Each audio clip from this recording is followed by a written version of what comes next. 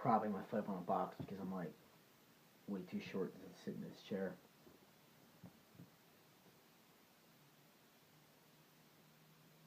Let's get done. Doctor Strange, let's talk about it. This is the 15th Marvel film, and 15 Marvel films that all feel the same. If anything I have to say bad about this movie is this, that it's just... Yeah, if anything I have to say bad about this movie is just that it's just kind of generic. It's by the numbers, but it's still entertaining. See, I can group a lot of the Marvel movies, or all the movies, into three distinct categories. Category number one, you have really great, and it could even be considered a great film, not only a comic film, a great comic film, but can also be considered a great film, period. You have generic by the numbers, but still, harmless and fun. And then you just have absolute shit that really doesn't matter. If I had to group this in anything, it'd be that middle category. It'd be, yeah, it's, fun and, it's by numbers and generic, but it's also kind of fun. Very few of actually the Marvel movies have I ever gotten to category number one. If I could say any of those Marvel films got to category one, it'd probably be Guardians, Winter Soldier, and maybe Iron Man 3. That's about it. I want to say the first Iron Man movie, but the thing about that movie is the first two acts are amazing. It's the third act that's just shit, but I'll say that for another time. Anyways, Doctor Strange, actually speaking of Iron Man, is very similar to Iron Man. The character, at least. He's a guy, kind of an asshole, kind of a dick in the beginning. Through some weird, crazy accident, he gains an amazing gift or amazing power, and he's a superhero, and he's kind of a nice guy now. I think maybe that's where it's, kind of generic and kind of by the numbers, and maybe I've seen it before. But that was like, that's from the comic books. That's going to happen. Doesn't mean you can't just, fix the story of the movie a little bit more. Because there's still a bunch of stuff in the movie that's a huge problem with every single Marvel movie. Not only are the good things in the Marvel movies sort of a mainstay from this point on, but also even the bad things are. And that's kind of where I really start to, get angry with this movie, or I really start to diverge with my opinion, at least the positive ones of this movie, is that even like, the bad villains and the generic love interest, they're still a mainstay, and they really should not be a mainstay. They really should have been something that got fixed from here on out. I know you have different directors, I know you have different writers who, come together and they do, their own individual movies, so they don't really know what to fix. But that should be like your number one thing. Like from movie one, your biggest thing should be make the villains better, and, get the love interest or anything to be at least, have a point to be in the movie, have a distinct role, or just don't have them, period, because they don't do anything. Like Rachel McAdams in this movie, she has no point to be in the movie at all, and that's a very, sad thing to say because I like Rachel McAdams. She's a very, good actress. She's a fine actress, whatever. But she has no point to be in the movie. She didn't even show up in the end. After, like, the second act, she disappears, like, completely from the movie. Like, literally a magic trick. Oh, she's here 1 minute, up next minute, not here anymore. Just annoying. Just annoying. Like, at least Pepper Potts in, like, the Iron Man movie, at least she had, like, a point to be there. At least she did stuff. At least she was memorable. At least she had a personality. Here, it's just, she's a doctor, and she's a doctor. That's it. That's all that you get. Or the villain. I'm really starting to get mad with these Marvel movies with their bad, generic villains. I'll just run down the list quick. Ironmonger in the first Iron Man movie. The only thing memorable about him was that he was played by Jeff Bridges. That's it. Then you have Abomination. He literally shows up at the end of the movie just so he can show up at the end of the movie. That's it. Whiplash from Iron Man 2? Not even in the movie. Then you had, Loki. Loki's the only, like, live action, like, memorable... He's, like, probably the only one that hasn't been killed either, so there you go. But then you have Ultron, who, he's kind of... I remember him, but not because he was a good villain, just because he actually had, like, a personality. But that's really it. Then you had the Dark Elf from Thor the Dark Elves. Then you had, I skipped a bunch of movies, hang on. Then you had Mandarin. I actually don't mind Mandarin. Doesn't mean he was memorable, I just don't mind him. Then you had Winter Soldier from Winter Soldier, but he's not really a villain anymore, so it really doesn't count. And then you had, Ronan, who's boring as fuck, generic, who cares. I already went over Ultron. Ant-Man, the Yellow Jacket dude, boring, who cares, gives a shit. The only Marvel villains that, like, have been really amazing have been, Kilgrave, Kingpin, Loki, and then maybe Cottonmouth from Luke Cage, even though he dies in the end.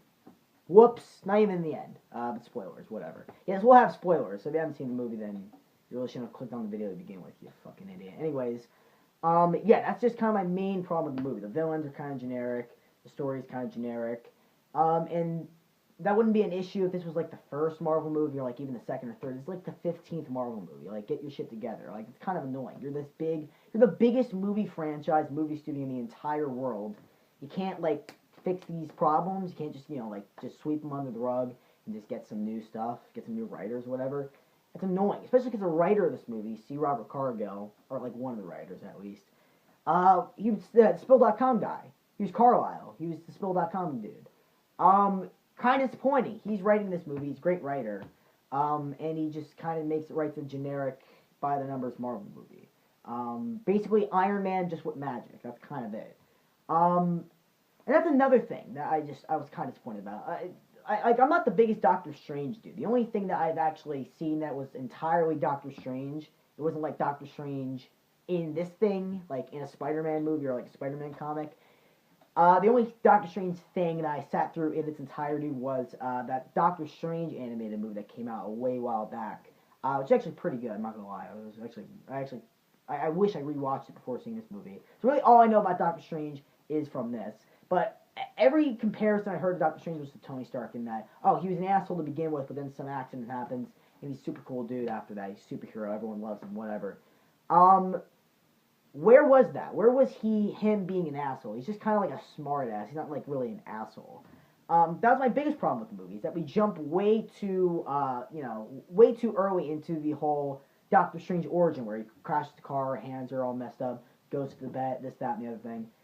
Way too early for that. Again, comparing to the first Iron Man movie, like the first Iron Man movie, it didn't jump right into the origin. It literally took like a whole like 25 or like half an hour to get into just to get to know Tony Stark. Like when he gets caught in that cave in Afghanistan, like I felt like I spent a whole day with Tony Stark, probably because we spent a whole day with Tony Stark in that movie. It takes a whole day before that thing happened.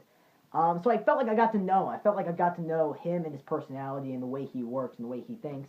Here, you literally see him in one scene, performing a surgery in the hospital, and then the scene immediately after that is him getting into a car accident, like on his way to a party. Why not just show that scene of him at the party, being kind of a dick to everyone? A lot of what we hear about Doctor Strange being an asshole is just kind of set, which just goes against completely the rule number one of movie making, which is show, don't tell. The visual medium. Show your stuff because you can show your stuff being filmed. People can see what you're filming. Don't just write stuff into there like, oh, Doctor Strange, you're kind of an asshole. Why didn't you date me? Why didn't you do this thing? That's the reason why Rachel McAdams was in this movie. Just so we can hear, oh, you're kind of a dick, Doctor Strange. You're kind of an asshole. But now you're not because you're a super cool magician guy. That stuff, that annoyed me. We have a lot of that in this movie. Well, mostly in like the first act. After the second act, it kind of, stabilized itself.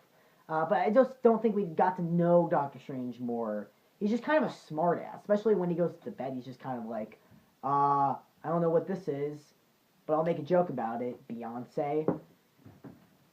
Like, some of those jokes are kind of insufferable, but, like, whatever. I'm really making this movie to seem like it's worse than it is. And I don't mean to do that, but, like, it's just, I have some problems with it. Like, the visuals are great. The action's great. I don't know, seeing this character brought to life. Like I say, Doctor Strange isn't, like, a character that I read when I was a kid. He isn't a character I was fully aware of when I was a kid, but he's a character I at least knew about and I wanted to know more about. I just didn't know the first thing to look into. So if anything, you can at least look at this movie like, hey, people will at least look at Doctor Strange and take a second look at him, whatever. I just don't think this movie is as amazing as everyone else is saying it is. The story is just kind of bland and generic. But that's like the worst thing it has going for it, which isn't necessarily bad. That's the thing I can say about the Marvel movies, is that even when they're bad, they're just kind of generic and we've seen it before, either from their other movies or from like other movies we've seen before. So yeah, it's a fine movie. If you're a Doctor Strange fan, you'll love it. If you're a fan of the Marvel movies, you'll like it. But if you're someone who's looking for, a little bit more, you might be a little bit disappointed.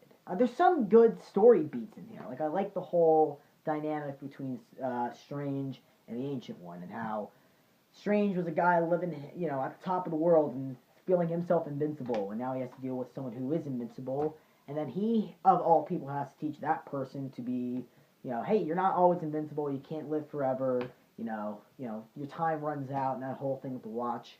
Like, there's, like, stuff going on. There is, like, some great, like, story elements here. It just feels like a movie that if it had one more rewrite, if it had one more, like, script addition into it, it could have been a much stronger movie. It just feels like a second draft out of, like, a 3-draft movie. Like, if it just had an extra draft added onto it, it would have been just fine. Just needed, like, some quick touch-up, that's all. But there's some, like I said, some story elements that work fine, but it's just the overall story of, hey, guy, accident, good guy now, superhero stuff, thing coming out of the sky, destroying the planet, like we've seen it before.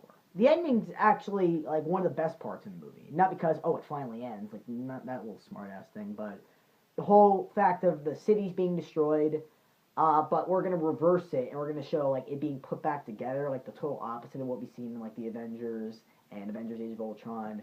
That was kind of clever. And the fact that the villain isn't bested between a fist fight with the good guy, he's just bested by the good guy literally pulling a magic trick.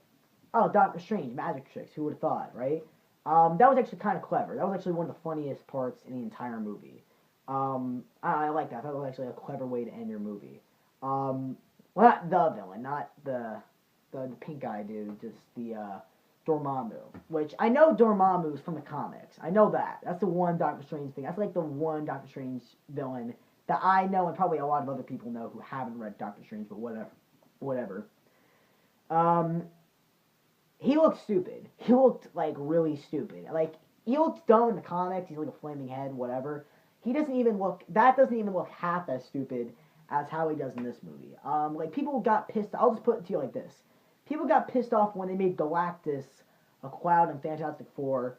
I'm, like, shocked to find out that people have not gotten pissed off over how Dormammu looks in this. Like, how he was drawn in the 60s, he had, like, a flaming head, and that was just a way to, like, draw, like, certain characters who were, like, on fire in the 60s. They just had, like, flaming head stuff. They had, like, the, like, lines on them. They actually find a way to work that into the movie, and it should be clever. Like, I'm looking at it going, that's actually a clever way to do that. They didn't have to do that. But it looks really stupid. It looks, like, really stupid. I just feel like if they can say Galactus looks stupid in Fantastic Four 2, how come this did not get that same, like, response? I don't know. But overall, Doctor Strange was fine. I didn't hate it. I know it sounded like I hated it, but I really didn't. I was just kind of disappointed. Like, 15 Marvel movies in, you think you could fix up some of these problems, especially when you've had great Marvel movies come before this. So, overall, if you're a fan of the movie, if you're a fan of Doctor Strange, don't see it. If you're not a fan of Doctor Strange, see it because it'll kind of pique your interest, but if you're a fan of the Marvel movies, then definitely go see it. But if you're looking for something a little bit more interesting, you'll get some good stuff, but you'll be left wanting just a little tiny bit more. So here's hoping this Homecoming, Thor Ragnarok, and Guardians 2. Hopefully those will be good. I'm hoping. But yeah, overall, it's fine. I know it's a nap. That's it. I'm just going to take